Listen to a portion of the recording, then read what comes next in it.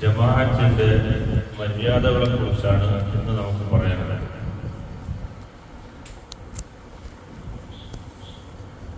ജമാഅത്തിലെ നടന്നു പോകുമ്പോൾ അടക്കത്തോടെയും അച്ചടക്കത്തോടെയും നടന്നു പോവുക എന്നത് ജമാഅത്തിന്റെ സുന്നത്താണ്. ജമാഅത്തിലേക്ക് നടന്നു പോകുന്നതിൻ്റെ കാൽപാദമനുസരിച്ച് അവൻ്റെ പാപങ്ങൾ പൊറുക്കപ്പെടുമെന്ന് ഹദീസിലുണ്ട്. ഒരു സ്വഹാബി വളരെ അകലെ നിന്ന് ജമാഅത്തിന് നടന്നു വരുന്ന ആളായിരുന്നു. അപ്പോൾ ബാക്കിയുള്ള സുഹൃത്തുക്കൾ പറഞ്ഞു, നിങ്ങൾക്കെന്താ വീട് ദൂരെയുള്ള ആ വീടൊന്ന് വിറ്റ് പള്ളിയോട് അടുത്താക്കിയാൽ ജമാഅത്തിലേക്ക് നടന്നു വരാൻ എളുപ്പമാകുമല്ലോ എന്ന് പറയുകയുണ്ടായി. അപ്പോൾ അദ്ദേഹം പ്രതികരിച്ചത്, സ്വർഗത്തിലേക്കുള്ള എൻ്റെ ഈ നടത്തത്തെ തടസ്സപ്പെടുത്തിയിട്ട് നിങ്ങൾക്ക് എന്ത് ലഭിക്കാനാണ്?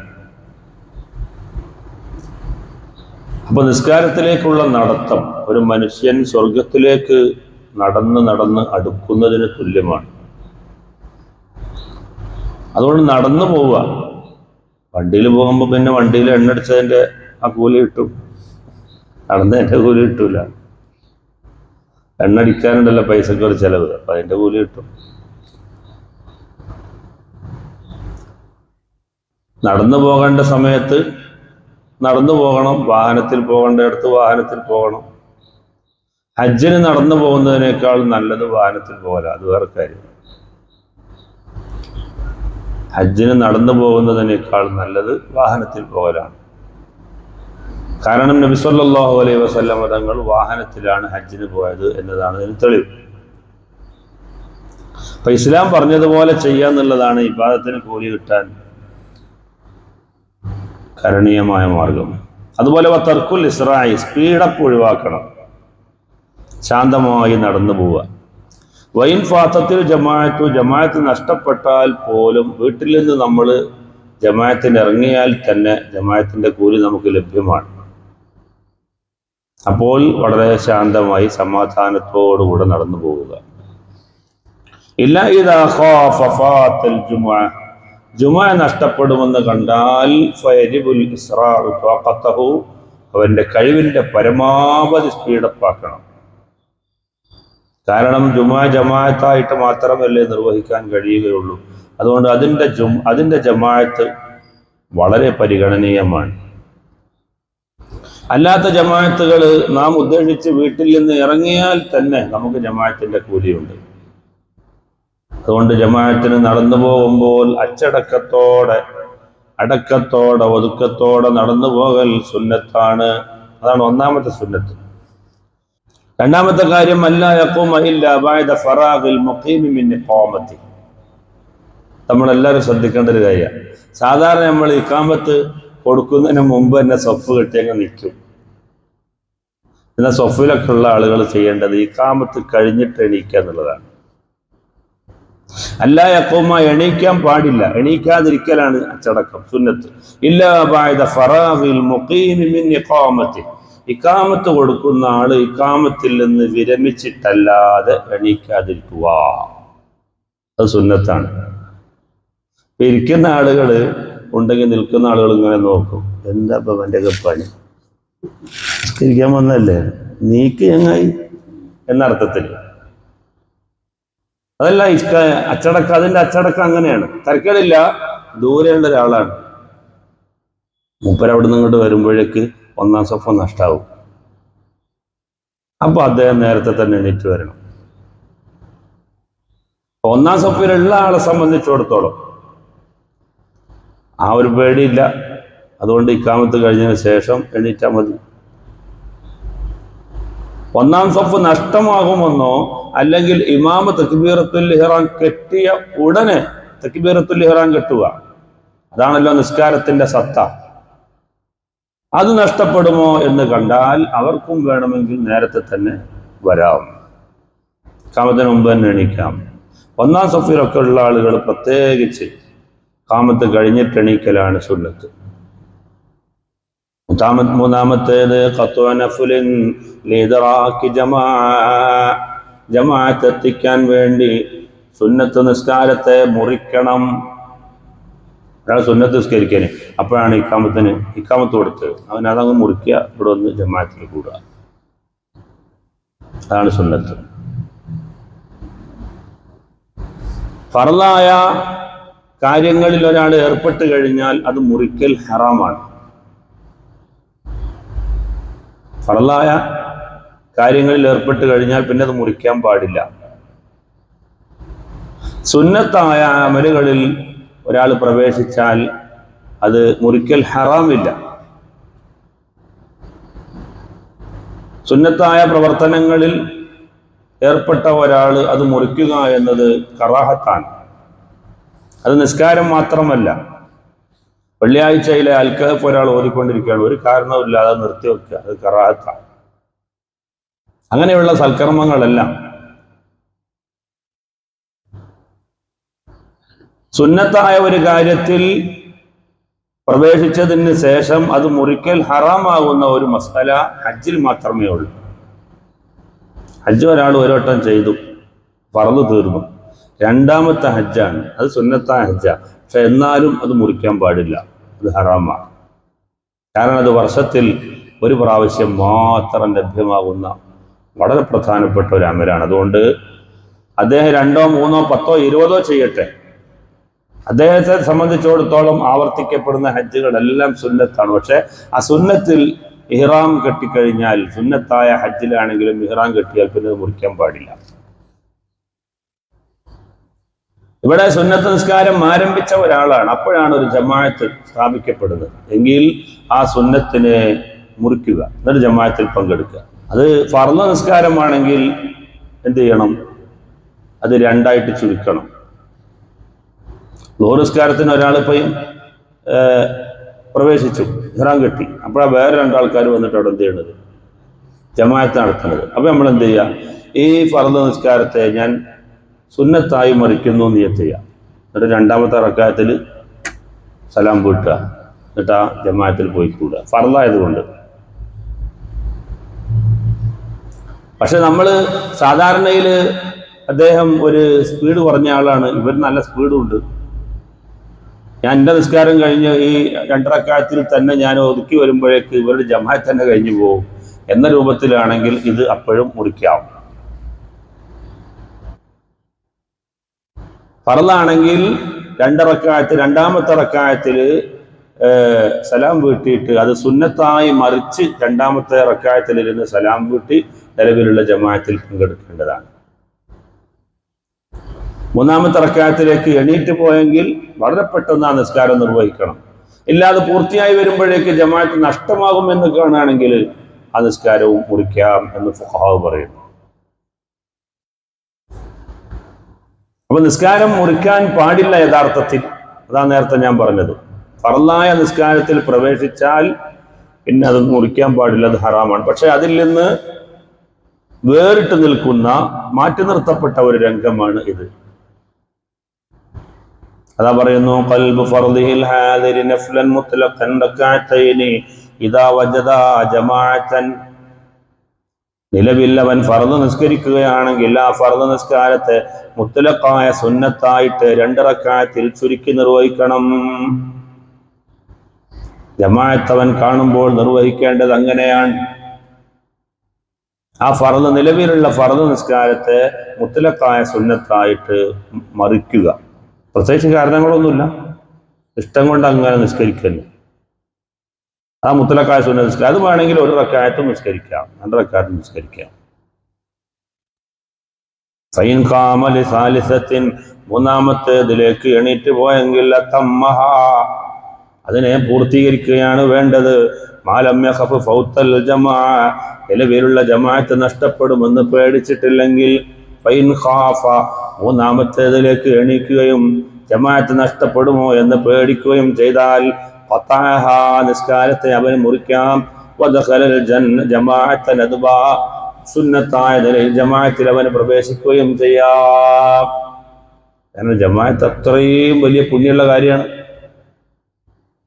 ജമാഅത്ത് അത്രയും മഹത്വമുള്ള കാര്യമാണ്. അതുകൊണ്ട് അത് നഷ്ടപ്പെടാതിരിക്കാൻ വേണ്ടി ആ ഫർളിനെ അവൻ മുറിക്കണം. മൂന്നാമത്തേലേക്ക് എണീറ്റ് പോയെങ്കിൽ ഇത് പൂർത്തിയായി വരുമ്പോഴേക്ക് ജമാഅത്ത് തന്നെ നഷ്ടാവും എന്ന് കണ്ടാൽ ആണ് അങ്ങനെ ചെയ്യേണ്ടത്.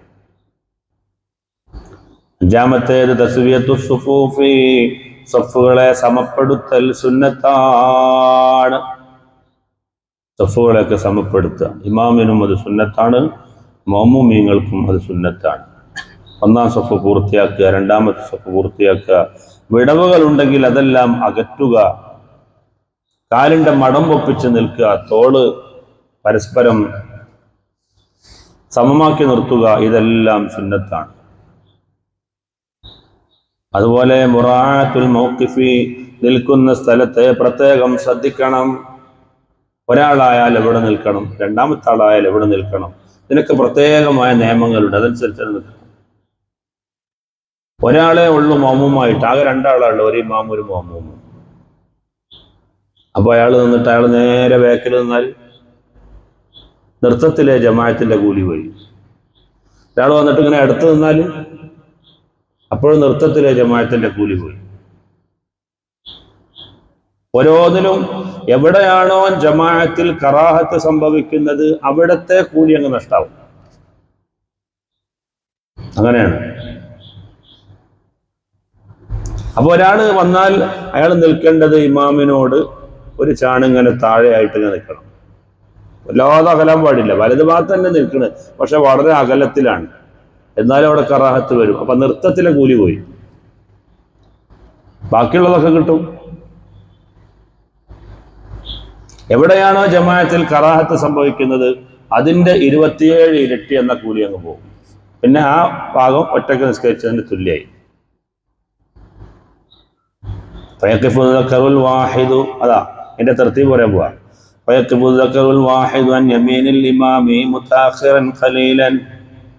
ഒരാളാണെങ്കിൽ ഇമാമിന്റെ വലതുഭാഗത്ത് ഒരൽപ്പം പെഞ്ചി നിൽക്കണം. നേരെ നിൽക്കാൻ പാടില്ല, അത് കറാഹത്താണ്.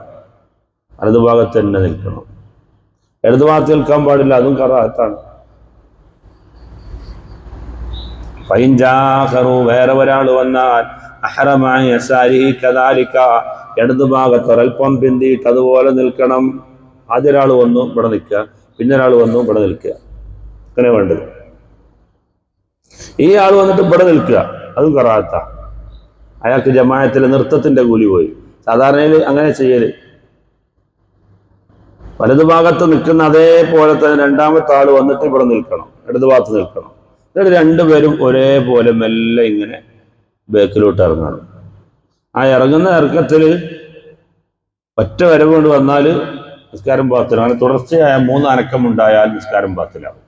ഒന്ന് കാല് വെച്ച് നടങ്ങി, പിന്നെ അടുത്ത കാല് വെച്ച് നടങ്ങി, എന്നിട്ട് പിന്നെ ഒന്നുകൂടെ ഇറങ്ങി രണ്ടുപേരും.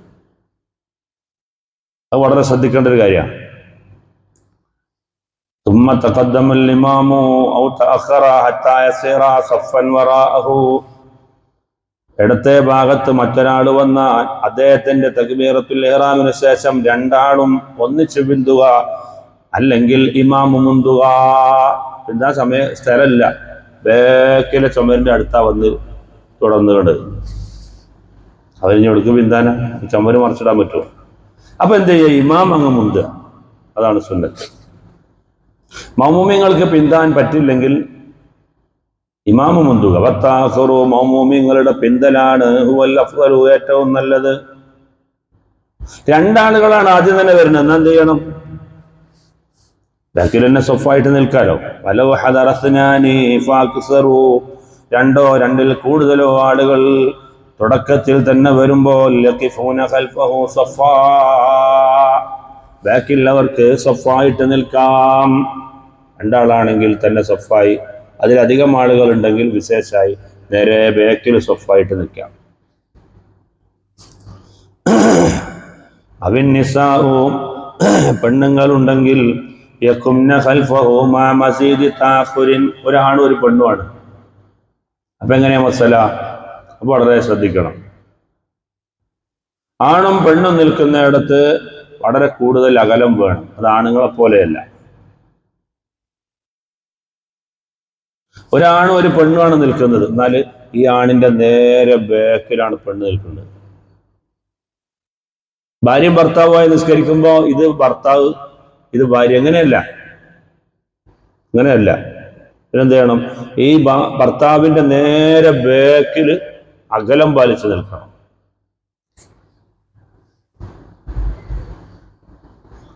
അങ്ങനെയാണ് വിഷയം.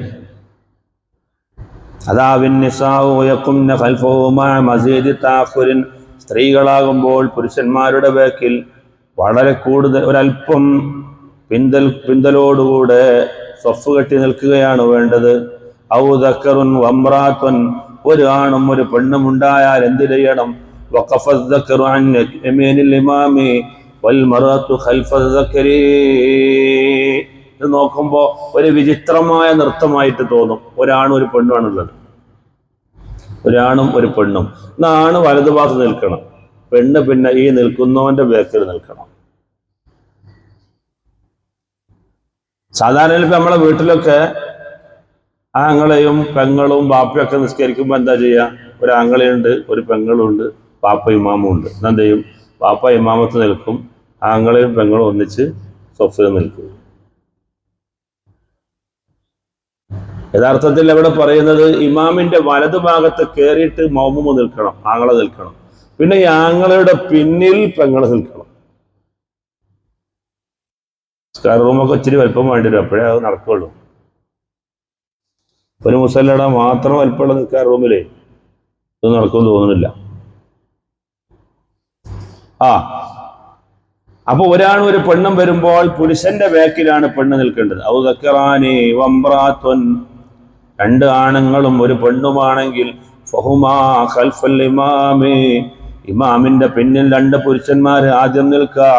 വഹിയ ഖൽഫഹുമാ, പെണ്ണാണെങ്കിൽ അവരുടെ ബാക്കിലും നിൽക്കുക. ഒരു പെണ്ണും രണ്ടാണും. അപ്പൊ ആണുങ്ങൾ ബാക്കില്, പെണ്ണുങ്ങൾ അവരുടെ ബാക്കില്.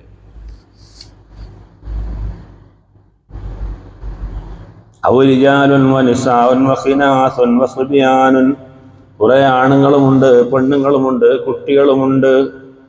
എന്നെന്താ ചെയ്യേണ്ടത്? തഖദ്ദമ റിജാൽ, ആദ്യം പുരുഷന്മാരുടെ സ്വഫ്, സുമ്മ സുബിയാൻ, പിന്നെ അവരുടെ വർഗത്തിൽപ്പെട്ട കുട്ടികളുടെ സ്വഫ്, സുമ്മൽ ഖുനാസ, പിന്നെ നപുംസകരുണ്ടെങ്കിൽ അവർ ഹിജടകളുണ്ടല്ലോ, അവരാണ് പിന്നെ നിൽക്കേണ്ടത്. സുമ്മൻ നിസാഉ, പിന്നെയാണ് പെണ്ണുങ്ങൾ നിൽക്കേണ്ടത്. ഈ രൂപത്തിൽ അതിന്റെ തർത്തീബ് പാലിക്കണം. ഏഴാമത്തേത്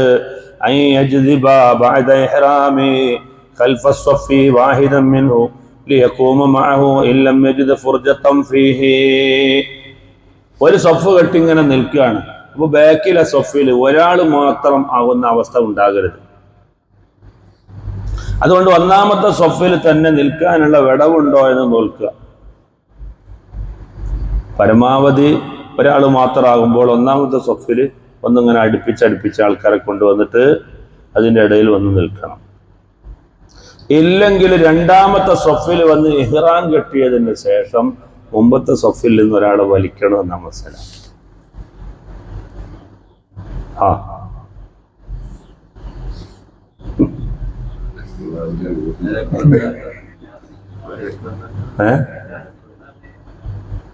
അല്ല, അങ്ങോട്ട് പോരുത്. ഇവിടുന്ന് ആ സഫ് ഇട്ടുണ്ട് മധ്യത്തിൽ നിന്ന്. ഒന്നാമത്തെ സഫയിൽ നിൽക്കാനുള്ള ആളെ വകുപ്പുണ്ടാക്കുക. അതുകൊണ്ടാണല്ലോ ഇമാമിന്റെ ബാക്കിൽ വിവരമുള്ളവർ നിൽക്കണം എന്ന് പറയുന്നത്. അത് വിവരമില്ലാത്ത ആൾ നിസ്കരിക്കാന്ന് പറഞ്ഞ് ഇങ്ങനെ ആക്കൂലേ, അപ്പൊ തന്നെ നിസ്കാരം പത്തിലാവൂലേ. അപ്പൊ ഇമാമിന്റെ നിസ്കാരം അങ്ങ് പോയാൽ ബാക്കിലുള്ള ആൾക്കത് കൈകാര്യം ചെയ്യാൻ അറിയണം. ഇമാമ ഇപ്പൊ മനുഷ്യൻ തന്നെയല്ലേ, ചിലപ്പോൾ അയാളെ ഒന്നുമൊക്കെ അങ്ങ് പോകും. ഇപ്പൊ എന്ത് ചെയ്യും? അപ്പൊ ബാക്കിലുള്ള ആളാണെന്ന് പൂർത്തിയാക്കേണ്ടത്. അതിനൊക്കെ മസാല ഉണ്ടല്ലോ. ഇമാമിന്റെ ഒതു അങ്ങ് മുറിഞ്ഞു പോയാൽ ഇമാമിന്റെ അങ്ങനെ നിസ്കരിക്കുക, ഒതുമില്ല നിസ്കരിക്കൽ ഹറാമല്ലേ. അതുകൊണ്ട് ഇമാമ് ചിലപ്പോൾ പോകേണ്ടി വരും. ഇമാമ എല്ലാം ഇങ്ങനെ എണീച്ചിട്ട് ഇങ്ങനെ മൂക്ക് പിടിക്കണമെന്നാ. അപ്പൊ ബാക്കിയുള്ള ആൾക്ക് മനസ്സിലാവും ഇയാൾക്ക് എന്താ സംഭവിച്ചത്. അവൻ മൂപ്പര് എന്ത് ചെയ്യണം? ഞാൻ ഇമാമാണെന്ന് കരുതിയിട്ട് മുമ്പിലേക്ക് നിൽക്കണം. നമ്മളെ മലയാളികൾക്കാണ് ഇതൊക്കെ ഇപ്പോൾ ഒരു വലിയ സംഭവം. അറബി നാടുകളിൽ ഇതൊക്കെ കാണുന്നുണ്ട്. ആ ചിലപ്പോൾ ഓതാൻ പ്രയാസമുള്ള ഇമാമിങ്ങൾ ഉണ്ടാവും. അവര് ബാക്കിലോട്ട് ഇങ്ങനെ ഇറങ്ങി വരും, മറ്റേ ഇമാമ് മുമ്പിലോട്ട് ഇങ്ങനെ കയറിപ്പോവും. ഒക്കെ നമുക്ക് കാണാം. മലയാളികൾക്ക് ഇതൊക്കെ ചെയ്യുമ്പോൾ വലിയ സംഭവമായിട്ട് തോന്നും. തോന്നു നഷ്ടപ്പെട്ടു പോയാൽ എന്ത് ചെയ്യും? ഇമാം പോവും. ബാക്കിലുള്ള ഒരാൾ ഇതെല്ലാം കൈകാര്യം ചെയ്യണം. അതുകൊണ്ടാണ് ബാക്കിലുള്ള ആളുകൾ, വിവരമുള്ള ആളുകൾ നിൽക്കണമെന്ന് പറയാൻ കാരണം. അപ്പൊ ബാക്കിലുള്ള ആള് രണ്ടാമത്തെ സഫിൽ ഒറ്റയ്ക്ക് നിൽക്കുന്ന ഒരവസ്ഥ ഇല്ലാതിരിക്കാൻ വേണ്ടി പരമാവധി ഒന്നാമത്തെ സഫിൽ തന്നെ നിൽക്കാനുള്ള ഒരു വിടവ് കണ്ടെത്തി നിൽക്കുക. വേറൊരാൾ വരുമ്പോൾ അത് പ്രശ്നമില്ല. ഇല്ലെങ്കിൽ ഒന്നാം സഫിൽ നിന്ന് ഒരാളെ വലിക്കണം. എട്ടാമത്തെ നല്ല യസീദമാ ബൈനഹുമാ വബൈന കുല്ലി സഫൈനി അലാ സലാസത്തി അദ്റഅൻ. രണ്ട് സഫിന്റെ ഇടയിൽ 3 മുഴത്തേക്കാൾ കൂടുതൽ പാടില്ല. ഇമാമിന്റെയും മൗമൂമിന്റെയും, ഇനി മൗമൂമ് അല്ലാത്ത മറ്റ് സഫുകളുടെയും ഇടയിൽ 3 മുഴത്തേക്കാൾ കൂടുതൽ ഉണ്ടാകാൻ പാടില്ല. അപ്പോഴും നൃത്തത്തിലെ ജമാഅത്തിന്റെ കൂലി നഷ്ടമാവും. 3 മുഴത്തേക്കാൾ കൂടുതൽ ഉണ്ടാകാൻ പാടില്ല. 9-ാമത്തതല്ല യബ്ദാ ഫിഅലൻ ഹത്താ യസിലൽ ഇമാമു ഇലൈഹി വലാ യതഅഖറ അൻ ഫിഅലിൻ ഹത്താ യഫ്റുഗ മിൻഹു. ഇമാമു ഒരു പ്രവൃത്തി തുടങ്ങി ആ പ്രവൃത്തിയിലേക്ക് എത്തിയിട്ട് മൗമൂമ് ആ പ്രവൃത്തി തുടങ്ങി. നമ്മൾ പറഞ്ഞിരുന്നു ആണ് ഏറ്റവും സുന്നത്ത്. എന്നാ ഇമാമ് അതിൽ നിന്ന് ഉയരുന്നതിന് മുമ്പായിട്ട് അവൻ വരാതിരിക്കുകയും ചെയ്യരുത്, അതിലേക്ക് പോകണം. ഇമാമ് പോയി അവിടെ എത്തിയിട്ട് ഇവൻ പോവുക, ഇമാമ് ചെന്ന് എണീക്കുന്നതിന് മുമ്പായിട്ട് അതിലേക്ക് ഇവൻ എത്തുകയും ചെയ്യുക. ഇതാണ് അച്ചടക്കം ജമാഅത്തിന്റെ. 10-ാമത്തേതല്ല യസ്ബിഖൽ ഇമാമ ബിൽ ഫാത്തിഹത്തി അവി തശഹുദി. ഫാത്തിഹ കൊണ്ടും തശഹുദ് കൊണ്ടും അത്തഹിയ്യാത്ത് കൊണ്ടും ഇമാമിനെ ഓവർടേക്ക് ചെയ്യാതിരിക്കുക, അത് സുന്നത്താണ്. ഇമാമ് ഫാത്തിഹ ഓതിയിട്ട് മൗമൂം ഓതുക, ആ അച്ചടക്കത്തിൽ പോവുക. 11-ാമത്തെ ഇമാമിന്റെ ഫാത്തിഹയെ വിട്ട് മൗമൂമിന്റെ ഫാത്തിഹയെ പിന്തിപ്പിക്കൽ സുന്നത്താണ്. നേരത്തെ ഓവർടേക്ക് ചെയ്യരുത് എന്ന് അറിഞ്ഞു, പക്ഷെ പൂർണ്ണമായിട്ട് പിന്തിപ്പിക്കുക. അതാ ഇമാമിന്റെ ശൈലി അറിയാവുന്ന ആളുകൾക്ക് കൈകാര്യം ചെയ്യാൻ പറ്റുള്ളൂ. അപ്പോഴും അറിയാലോ, അപ്പോ കോമണായ ജമാഅത്ത് ഇപ്പോ സാധാരണയിലൊരു 4 ആൾ മാത്രമൊക്കെ കൂടി നിൽക്കുന്ന ജമാഅത്താണ്. ആ 4 ആളുകൾക്കും വേറെ പണിയൊന്നുമില്ല, ഇമാമിനും പണിയില്ല, കാര്യമായിട്ട് ഓരോ പരിപാടി നിസ്കാരം തന്നെയാണ്. മനസ്സിലായില്ലേ? നല്ലോണം നീട്ടി അങ്ങനെ നിസ്കരിക്കും. അപ്പൊ ഇമാമിന്റെ ആ ഫാത്തിഹ കഴിയട്ടെ എന്ന് വിചാരിക്കുക. അതാണ്, അത് സമയവും തരമൊക്കെ നോക്കിയിട്ട് ചെയ്യണം. ഇതിപ്പോ റോഡ് സൈഡിലെ പള്ളിയാണ്, അയവന്റെ വക്കാണ്, പെട്ടെന്ന് തീർക്കണം എന്നുള്ള ഒരു സാഹചര്യമൊക്കെ ആകുമ്പോൾ അവിടെ നിന്നത് ചിലപ്പോൾ ഇംപ്ലിമെന്റ് ചെയ്യാൻ പറ്റില്ല എന്ന് വരും. പിന്നെ മൊത്തത്തിലുള്ള അച്ചടക്കങ്ങളാണല്ലോ നമ്മൾ പറയുന്നത്. അപ്പൊ എല്ലായിടത്തേക്കും എല്ലാം പോസിബിൾ ആയിക്കൊള്ളണമെന്നില്ല, പറ്റുന്നതൊക്കെ ചെയ്യാം. അതുപോലെ തഖല്ലുഫുഹു ലി ഇത്മാമി തശഹുദിഹിൽ അവ്വലി ഹൈസു അന്ന ഇത്മാമ ഫാത്തിഹതി ഖബ്ല റുകൂഇൽ ഇമാം. ഇമാം റുകൂഇലേക്ക് പോകുന്നതിന്റെ മുമ്പ് ഇമാം അത്തഹിയ്യാത്ത് കഴിഞ്ഞ് പെട്ടെന്ന് അങ്ങ് പോയി, അല്ലെങ്കിൽ ഇമാമ് ഇസ്തിറാഹത്തിന്റെ ഇരുത്തം മാത്രമേ ഇരുന്നുള്ളൂ ആദ്യത്തെ അത്തഹിയ്യാത്തിൽ, അയാൾ അത്തഹിയ്യാത്ത് ഇല്ലാതെ അങ്ങ് പോയി.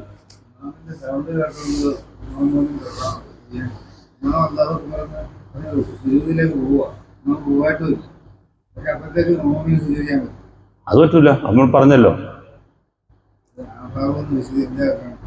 ഇമാമിനെ ഓവർടേക്ക് ചെയ്യാൻ പാടില്ല, നമ്മൾ പറഞ്ഞല്ലോ. ഇമാമിനെ ഓവർടേക്ക് ചെയ്യാൻ പാടില്ല എന്ന് നമ്മൾ പ്രത്യേകം ഇന്നലെ ക്ലാസ്സിൽ പറഞ്ഞല്ലോ.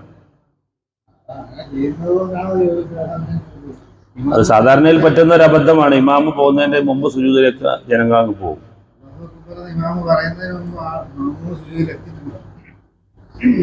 അത് ഇമാമിന്റെ വേക്കിൽ തന്നെ പോകണം. അതല്ല നമ്മൾ പറഞ്ഞ, ഇമാമ് ഒരു പ്രവൃത്തിയിലേക്ക് എത്തിയിട്ട് വേണം മൗമൂം അവിടെ നിന്ന് തുടങ്ങാൻ. അതാണ് ഏറ്റവും നല്ല സുന്നത്ത്. ഇമാമ് തുടങ്ങുമ്പോഴേക്ക് തുടങ്ങണ്ട, ഇമാമ് തുടങ്ങി സുജൂദിൽ എത്തിയിട്ട് വേണം മൗമൂമ് തുടങ്ങാൻ. എന്നാൽ സുജൂദിൽ നിന്ന് ഇമാം എണീക്കുന്നതിന് മുമ്പായിട്ട് ഇമാം എത്തും വേണം. അതാണ് അതിൻ്റെ ഏറ്റവും കാമിലായ വശം. ഇമാമിൻ്റെ ഒപ്പം തന്നെ പോവുക അതൊരിക്കലും ശരിയല്ല. എന്ന് പറഞ്ഞാൽ ജമാഅത്തിന്റെ കൂലി ഇല്ല അവർക്ക്. പിന്നല്ല ഇമാമിന്റെ മുമ്പിൽ പോകണവനുണ്ടാകുക. ഇമാമിന്റെ ഒപ്പം തന്നെ പോകുന്ന ആളുകൾക്ക് ജമാഅത്തിന്റെ കൂലി ഇല്ല. ഏതിലാണോ ഒപ്പം പോണത് അതിൽ ജമാഅത്തിന്റെ കൂലി നഷ്ടമായി. എപ്പോഴും ഇമാമിന്റെ ബാക്കിലേ പോകാവൂ. അതിൽ തന്നെ ഏറ്റവും പൂർണ്ണമായ വശം ഇമാം അവിടെ എത്തി പിന്നെ പുറപ്പെടുക. അതിൽ നിന്ന് ഇമാം ഉയരുന്നതിന് മുമ്പ് അത്ര പിന്താനും പാടില്ല, അപ്പോഴേക്കും അവിടെ എത്തണം. ആ ലെവലിൽ കൈകാര്യം ചെയ്യണം. അൽ ഫത്ഹു അലാ ഇമാമിഹി, ഇമാമിന്റെ തെറ്റ് തിരുത്തി കൊടുക്കൽ സുന്നത്താണ്. ബിത്തൽഖീനി, ചൊല്ലൽ കൊണ്ട്. ഇദാ തവഖഫ ഫീ ഖിറാഅത്തിഹി, ഇമാം ഇങ്ങനെ ഖുർആൻ ഇങ്ങനെ ഓതിക്കൊണ്ടിരിക്കുകയാണ്, മൂപ്പർക്ക് പിന്നെ കിട്ടുന്നില്ല. ഇമാം ഇങ്ങനെ ഓതിക്കൊണ്ടിരിക്കുക തന്നെയാണ്, സംഗതി തെറ്റിക്കണ്. അങ്ങനെ മൂപ്പര് പിന്നെ ഇഖ്റ ബിസ്മി ഓതി, അത് ഓതി പിന്നെ വേറെ സബ്ബിസ്മയിലേക്ക് പോയി, പിന്നെ അവിടെ നിന്ന് പിന്നെ വേറെ വല്ലയിൽ ഇതയിലേക്ക് പോയി, അങ്ങനെ അങ്ങോട്ടും ഇങ്ങോട്ടൊക്കെ മാറി കളിക്കുന്നുണ്ട്. പക്ഷെ മൂപ്പര് നമുക്കൊരു ചാൻസ് തരുന്നില്ല. അവിടെ നമ്മൾ മിണ്ടരുത്. ഇമാമ നിന്നാലല്ലാതെ മൗമൂമിയങ്ങൾ മിണ്ടാൻ പാടില്ല. തെറ്റുതിരുത്താൻ നമുക്ക് അവസരമില്ല എന്നർത്ഥം. ഇമാമ നിന്നു എന്നാ പിന്നെ നമുക്ക് അതിൻ്റെ യഥാർത്ഥ വശം ഓതിക്കൊടുക്കാം, സുന്നത്താണ്. ഇമാമ നിൽക്കാതെ ഓതാൻ പാടില്ല. ഒബിൽ ജഹരി ഇദാ നസിയ ദിക്റ, ഏതെങ്കിലും ഒരു ദിക്ർ ഇമാമ മറന്നുപോയി, മൗമൂമിന് ബോധ്യമുണ്ട് എങ്കിൽ മൗമൂമിന് അത് ഉറക്കച്ചല്ല, ഇമാമിനെ ഓർമ്മപ്പെടുത്താൻ വേണ്ടി. ഒബി തസ്ബീഹി ഇദാ നസിയ ഫിഅലൻ, എന്തെങ്കിലും പ്രവൃത്തിയെ മറന്നുപോയാൽ തസ്ബീഹ് ചൊല്ലുക. ഇമാമ മൂന്നാമത്തെ നാലാമത്തെ റക്അത്തിലേക്ക് എണീക്കേണ്ട ഇമാമ മൂന്നാമത്തേൽ ഇരുന്ന് പോയി, മൗമൂം എന്ത് ചെയ്യണം? നാലാമത്തതിലേക്ക് പോയിട്ട് സുബ്ഹാനല്ലാഹ് എന്ന് ദിക്ർ ചൊല്ലണം. ഞാൻ ദിക്ർ ചൊല്ലുകയാണ് എന്ന് മനസ്സിൽ വിചാരിച്ചിട്ട് ദിക്ർ ചൊല്ലണം. ഇമാമിനെ ഉണർത്തുകയാണ് എന്ന് മാത്രം വിചാരിക്കാൻ പാടില്ല എന്ന് പ്രത്യേകം ശ്രദ്ധേയമാണ്. ഞാൻ ദിക്റാണ് ചൊല്ലുന്നത് എന്ന് കരുതിയിട്ട് ചെല്ലുക. മൗമൂമികളെ കേൾപ്പിക്കുക എന്ന് മാത്രം ലക്ഷ്യത്തിൽ ഇമാമ് അല്ലാഹു അക്ബർ എന്ന് ഉറക്കെയാക്കാൻ പാടില്ല എന്ന് പറഞ്ഞല്ലോ നമ്മൾ. ഇമാമ് നിൽക്കുന്ന ആള് മൗമൂമിങ്ങൾ കേൾക്കാൻ വേണ്ടി അല്ലാഹു അക്ബർ എന്ന് ഒച്ചത്തിൽ കേൾക്കണമെന്ന ലക്ഷ്യത്തിൽ ചെല്ലാൻ പാടില്ല. നിസ്കാരത്തിന്റെ ദിക്റാണ് എന്ന് കരുതിയിട്ട് ചെല്ലുക. അല്ലെങ്കിൽ നിസ്കാരത്തിന്റെ ദിക്റുമാണ് മൗമൂമിനെ കേൾപ്പിക്കുകയുമാണ്, അങ്ങനെയും ആവാം. ഓരോ തക്ബീറിനും അങ്ങനെ ചെല്ലണം എന്നാണ്. പിന്നെ ചില ഇമാമിങ്ങൾ പറയുന്നു, നിസ്കാരത്തിന്റെ തുടക്കത്തിൽ തന്നെ ഞാൻ നിസ്കാരത്തിൽ ചൊല്ലുന്ന മുഴുവൻ തക്ബീറുകളും നിസ്കാരത്തിന്റെ ദിക്റാണ് എന്ന കരുത്തോടുകൂടെ തുടക്കത്തിൽ ഒരു ഭാവന ഉണ്ടായാൽ പിന്നെ ഓരോ തക്ബീറിനും വേണ്ടതാണ്. അപ്പൊ അങ്ങനെയെങ്കിലും കരുതണം. ചുരുക്കി പറഞ്ഞാൽ ഇത്രയും കാര്യങ്ങൾ ജമാഅത്തിന്റെ അച്ചടക്കങ്ങളായി കർമ്മശാസ്ത്ര പണ്ഡിതന്മാർ രേഖപ്പെടുത്തും. ഇൻഷാ അല്ലാഹ് ഇമാമിന് സുന്നത്താവുന്ന കുറെ കാര്യങ്ങളുണ്ട്, അത് നമുക്ക് നാളെ പറയാം. അല്ലാഹു സുബ്ഹാനഹു വ തആല തൗഫീഖ് ചെയ്യുമാറാവട്ടെ.